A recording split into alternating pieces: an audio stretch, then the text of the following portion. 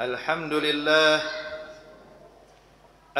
لله نحمده ونستعينه ونستغفره من يهد الله فلا مضل له ومن يضلل فلا هادي له فأشهد أن لا إله إلا الله وحده لا شريك له وأشهد أن سيدنا ونبينا محمدا عبده ورسوله وصفيه وحبيبه وخليله أرسله بالهدى ودين الحق ليظهره على الدين كله ولو كره المشركون اللهم صل وسلم وبارك وكرم على سيدنا محمد مفتاح باب رحمة الله عدد ما في علم الله صلاة وسلاما دائمين بدوام ملك الله وعلى آله وصحبه ومن والاه أما بعد فيا عباد الله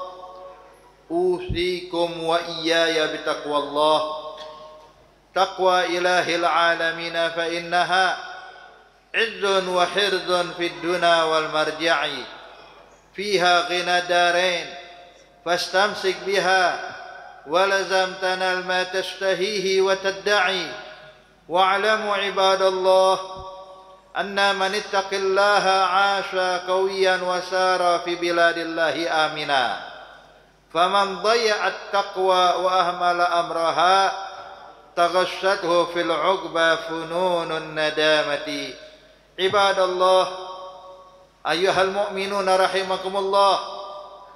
Sesungguhnya kita diwajibkan oleh Allah Subhanahu wa taala untuk selalu bertakwa kepadanya, yang mana dengan ketakwaan itulah kita akan mendapatkan kedudukan yang mulia di sisi Allah, dan Allah Subhanahu wa taala akan mengangkat derajat seseorang tergantung kadar ketakwaannya kepada Allah Subhanahu wa taala.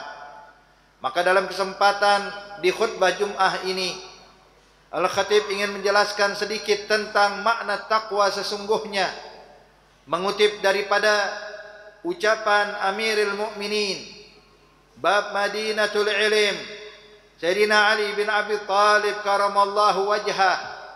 Beliau mengatakan, at-taqwa khaufun minal jalil waqtana'a bil qalil wa 'amila bit tanzil wasti'dad qabla ar-rahil.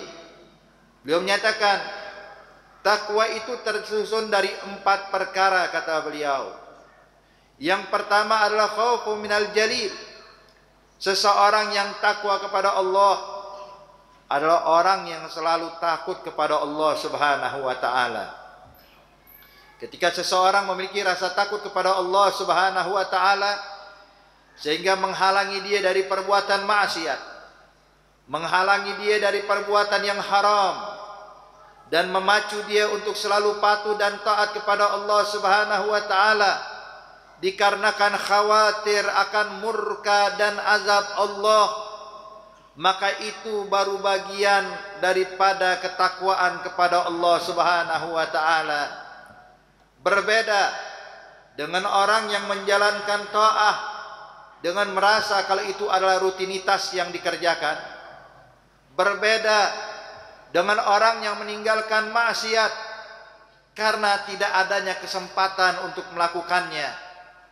Maka ketika dia melakukan taat dengan menganggap itu adalah suatu kebiasaan dan rutinitas, dan meninggalkan maksiat karena tidak ada kesempatan, itu tidak dibilang bertakwa kepada Allah Subhanahu wa taala. Jadi takwa benar-benar menjalankan perintah Allah, meninggalkan larangan Allah semata-mata dengan rasa takutnya kepada Allah Subhanahu wa taala. Bukankah Allah sifatkan mereka orang-orang yang bakal dimasukkan ke dalam surga Allah Subhanahu wa taala? Innal ladzina amanu wa 'amilus salihati ulaika hum khairul bariyah jazaohum 'inda rabbihim jannatu 'adnin tajri min tahtihal anhar khalidina fiha abada radhiyallahu anhum wa radu anhu dzalika liman khasyiya rabbah.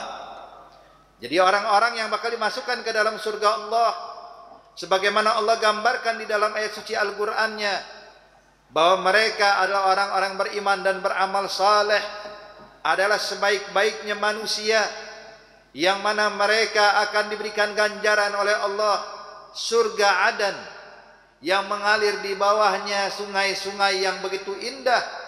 Ini semua diberikan oleh Allah Subhanahu wa taala bagi mereka yang ridha pada Allah dan mereka diridhai oleh Allah, maka mereka itulah orang-orang yang hanya takut kepada Allah Subhanahu wa taala. Jadi al-khasyah, rasa takut kepada Allah Subhanahu wa taala, bagian daripada ketakwaan kepada Allah.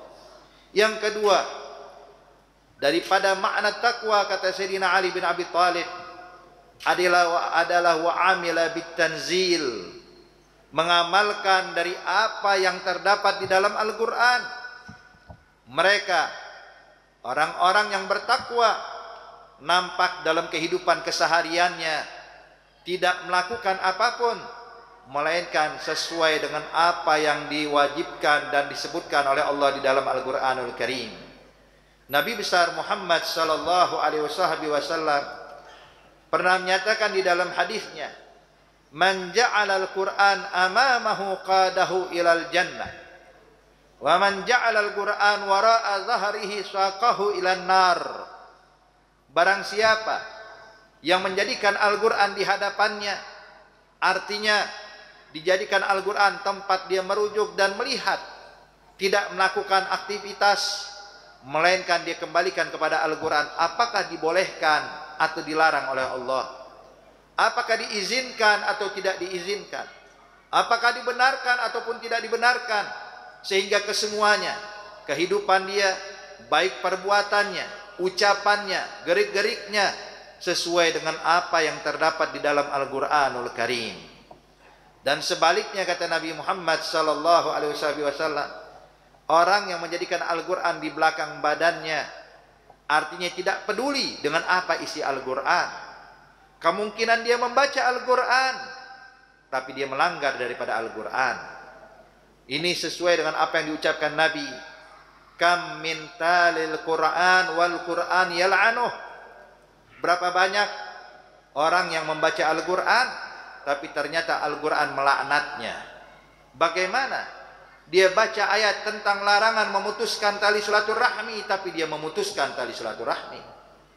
Dia baca ayat Al-Qur'an tentang hukuman bagi mereka yang durhaka kepada kedua orang tuanya, namun dia durhaka kepada ibu bapaknya. Dia membaca ayat tentang haramnya memakan riba, tapi dia tetap memakan riba. Maka ayyuhal ahbab, orang yang seperti ini menjadikan Al-Qur'an di belakang badannya, tidak peduli apa yang disebutkan oleh Allah dalam Al-Qur'an, maka Al-Qur'an yang bakal menyeret dia masuk ke dalam api neraka Allah. Jadi intinya yang kedua adalah wa amila bitanzil, arti tidak menjadikan, arti melakukan apapun dalam kehidupannya, baik perbuatan ataupun ucapan, dikembalikan semuanya kepada Al-Qur'anul Karim, mencari tahu terlebih dahulu apakah dibolehkan hingga dikerjakan atau tidak dibolehkan hingga ditinggalkan. Yang ketiga, bagian daripada takwa, waqtana'a fil qalil, merasa cukup dengan apa yang diberikan Allah, tidak ada ambisi untuk mendapatkan harta duniawi, tidak ada impian yang begitu besar, harapan yang begitu tinggi untuk mendapatkan harta yang berlimpah, sehingga dia tidak pedulikan lagi ketaatan kepada Allah. Dia tidak pedulikan lagi daripada melakukan kezaliman. Yang penting dia memiliki harta yang banyak, yang penting dia biasa menguasai daripada harta, tahta dan lain-lainnya. Maka orang-orang seperti ini tidaklah bisa dibilang orang yang bertakwa kepada Allah. Tapi orang yang bertakwa hidupnya penuh dengan qanaah. Dan ketahuilah ayyuhal ahbab, kebahagiaan yang sesungguhnya dalam kehidupan kita ini bukanlah dinilai dari banyak harta, bukanlah karena punya jabatan yang tinggi, tapi kebahagiaan sesungguhnya jikalau dia memiliki sifat qanaah, merasa cukup atas apa yang diberikan Allah Subhanahu wa taala. walaupun hidupnya terlihat sederhana, tapi memiliki sifat qanaah, maka dia akan bahagia di dunia. Sedangkan sebaliknya, walaupun dia memiliki harta yang berlimpah yang begitu banyak, tapi rakus akan dunia, memiliki ambisi akan dunia, maka hidupnya akan terasa sulit dan akan seperti orang yang kesusahan. Na'udzubillah min dzalik. Dan yang keempat, isti'dad qabla rahil, mempersiapkan diri kita sebelum datangnya ajal, mempersiapkan diri kita sebelum datangnya kematian. Bukankah Allah Subhanahu wa taala telah berfirman di dalam Al-Qur'an, ya ayyuhalladzina amanu taqullaha wal tanzur nafsum ma qaddamat lighad. Hai orang-orang beriman, bertakwalah kalian kepada Allah dan persiapkanlah untuk hari esok, kata Allah Subhanahu wa taala. Dan juga yang namanya ajal atau kematian pasti akan tiba kepada kita. Saat ini berada di tengah-tengah kita jenazah yang nanti selepas ini kita akan salatkan bersama, ayyuhal ahbab. Hendaknya kita merenung bahwa kita pun juga bakal datang waktunya seperti almarhum saat ini. Kita juga bakal kembali kepada Allah Subhanahu wa taala. Lalu coba tanyakan pada diri kita, apa yang bakal kita bawa untuk menghadap Allah? Apakah dengan amalan kita ini kita merasa cukup untuk menghadap Allah? Apakah dengan kebaikan yang kita lakukan ini telah merasa aman dan merasa cukup untuk nanti di akhirat berjumpa dengan Allah Subhanahu wa taala? Maka hendaknya kalau kita benar-benar bertakwa kepada Allah, yang kita pikirkan adalah bagaimana saat saya menghadap pada Allah Subhanahu wa taala. Isti'dad, mempersiapkan diri. Allah berfirman dalam Al-Qur'an, "Qul innal mauta alladzi tafirruna minhu fa innahu mulaqikum. Tsumma turadduna ila 'alimil ghaib wasyahadah fayunabbi'ukum bima kuntum ta'malun." Allah nyatakan, sampaikan hai nabiku kepada umatmu, innal maut, kematian yang mana kita berusaha lari darinya, kita berusaha menjauh darinya. Allah nyatakan fa innahu mulaqikum, maka sesungguhnya kematian itu yang bakal menghadang kalian. Perhatikan ayat ini ayyuhal ahbab. Allah tidak mengatakan sesungguhnya kematian akan mengejar kalian, tapi Allah mengatakan kematian yang akan menghadang. Artinya, walaupun kita berusaha semaksimal mungkin menjaga pola hidup kita, menjaga kesehatan kita, tetap saja ayyuhal ahbab, kalau memang sudah datang ajalnya, tidak ada satupun yang bisa menunda-nunda kematian. Maka karena kematian itu kita tidak ketahui kapan datangnya, penting bagi kita untuk mempersiapkan diri setiap saat, mempersiapkan diri untuk menghadapinya. Sebab kita meyakini sebagai umat Islam, setelah kematian ada lagi kehidupan setelahnya, ada lagi yaumul hisab, ada lagi yaumul jaza, ada lagi yaumul mahsyar, ada surga dan api neraka, yang mana Allah nyatakan di dalam ayat tersebut, tsumma turadduna ila 'alimil ghaibi wasyahadah, kemudian kalian nanti bakal dihadapkan di hadapan Allah yang maha mengetahui perkara gaib dan syahadah, yang nampak ataupun tidak nampak, yang terlihat ataupun yang tidak terlihat dari diri kita. Allah maha mengetahuinya. Kemudian waktu berdiri di hadapan Allah dinyatakan fa yunabbi'ukum bima kuntum ta'malun. Allah lah yang bakal membongkar atas apa yang kita lakukan selama hidup di dalam dunia ini. Maka ya ahbab, 4 poin ini yang disampaikan oleh Amirul Mukminin Sayyidina Ali bin Abi Thalib tentang makna takwa. Mari kita renungkan bersama, kita introspeksi diri kita, persiapkan diri kita, tingkatkan rasa takut kita kepada Allah, dan amalkanlah semua yang kita lakukan sesuai dengan Al-Qur'anul Karim daripada wahyu-wahyu Allah. Dan begitu juga jangan ada ambisi sedikit pun di dalam hati kita akan mendapatkan harta yang berlimpah, tapi selalulah merasa cukup atas apa yang dianugerahkan Allah. Dan yang keempat, mempersiapkan diri kita menghadapi kematian. Insya Allah dengan 4 hal ini kita bisa memiliki ketakwaan yang sesungguhnya di hadapan Allah, dan Allah berikan taufik kepada kita semuanya. Amin ya rabbal alamin. Wa qad qala Allah ta'ala qauluhul haqqul mubin. A'udzu billahi minasyaitonir rajim. Bismillahirrahmanirrahim. Wal 'asri innal insana lafi khusr illa alladzina amanu wa 'amilus shalihat وتواصوا بالحق وتواصوا بالصبر. بارك الله لي ولكم من القرآن العظيم ونفعني وإياكم من الآيات وذكر الحكيم. أقول قولي هذا واستغفر الله العظيم لي ولكم ولوالدينا ولوالديكم فاستغفروه إنه هو الغفور الرحيم.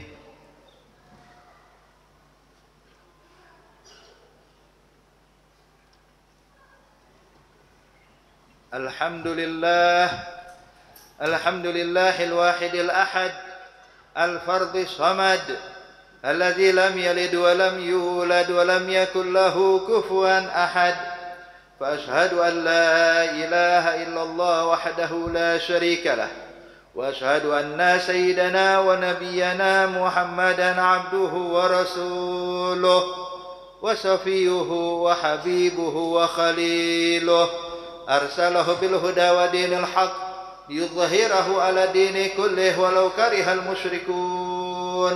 اللهم صل وسلم على سيدنا محمد الفاتح لما أغلق والخاتم لما سبق ناصر الحق بالحق والهادي إلى صراطك المستقيم وعلى آله وصحبه حق قدره ومقداره العظيم.